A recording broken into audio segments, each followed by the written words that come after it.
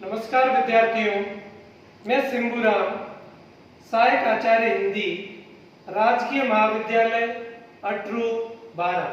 प्रिय विद्यार्थियों, आज हम इस वीडियो में उद्धव शतक के अंतर्गत उद्धव शतक की कथा वस्तु के मूल स्रोत उनका अध्ययन करेंगे।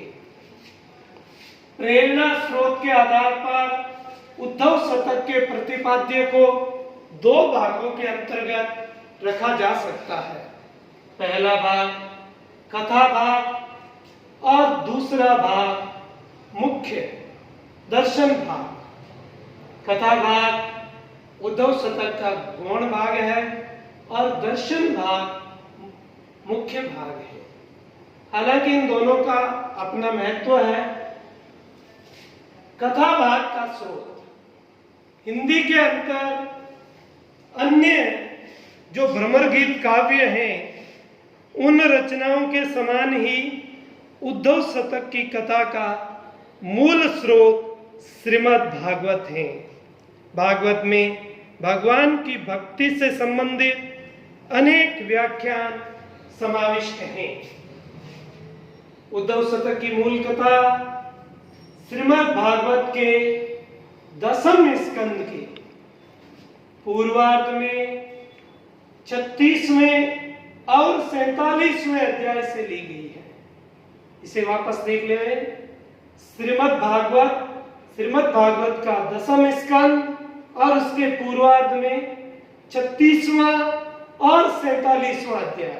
यहां से उद्धव शतक की जो कथा भाग है या मूल कथा है वह ली गई है। दर्शन भाग का स्रोत श्रीमद् भागवत, उपनिषद, वैष्णव दर्शन आदि है। कथा भाग के अंतर्गत भागवत में गोपी उद्धव संवाद से संबंधित कथानक काफी विस्तृत और रोचक है।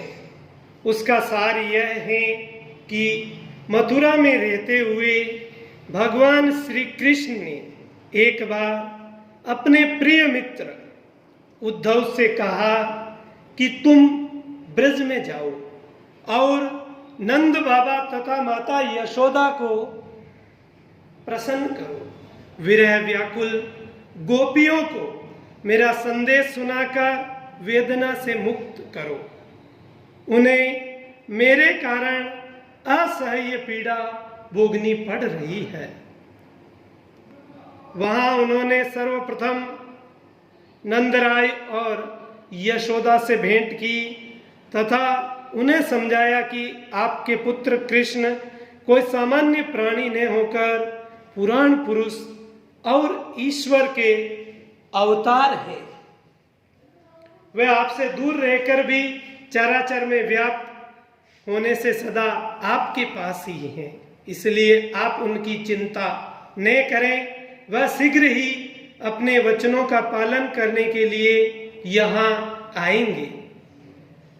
इसके बाद उद्धव गोपियों से मिलते हैं और गोपियों को वह नमस्कार करते हैं। गोपियों ने उद्धव को उपालंब देते हुए पुरुष की स्थायी प्रवृत्ति की तुलना एक भौरे से की है और बताया है कि श्री कृष्ण के कारण हम लोक लाज को छोड़कर इतनी व्यतीत हैं, परंतु वह स्वयं निर्दयी बनकर मथुरा में सुख से रह रहे हैं। तब उद्धव ने गोपियों को समझाया।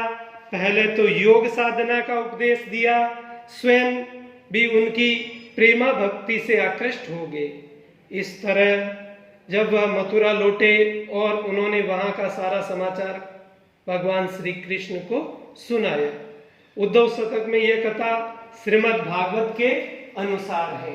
तो यह हुई उद्धव शतक की मूल कथा और उसके स्रोत। दूसरा जो भाग है दर्शन भाग, श्रीमद् भागवत गीता, उपनिषद और वैष्णव दर्शन से लिया गया है। उद्धव शतक में जिन दार्शनिक तत्वों की ओर संकेत हुआ है वह श्रीमद् भागवत, उपनिषद और वैष्णव दर्शन से लिए गए हैं। भागवत में भक्ति भावना पर आधारित अनेक प्रसंग हैं। उनमें भक्ति के विविध जो भेद हैं और प्रेमा भक्ति का विशद वर्णन किया है।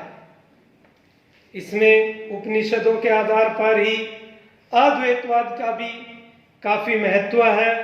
अहम ब्रह्मास्मि, ब्रह्मादिदेव ब्रह्मा भवति आदि वाक्य कहे गए हैं, जो ब्रह्म को सत्य, शाश्वत, नित्य, निराकार, निर्गुण मानते हैं और सृष्टि को अविद्या, माया या मिथ्या सिद्ध करते हैं। उद्धव शतक में उद्धव ने गोपियों को जो निर्गुण ब्रह्म का उपदेश दिया है वह उपनिषद पर आधारित है। मुक्ति या मोक्ष की धारणा भी इसी में समाविष्ट की गई है।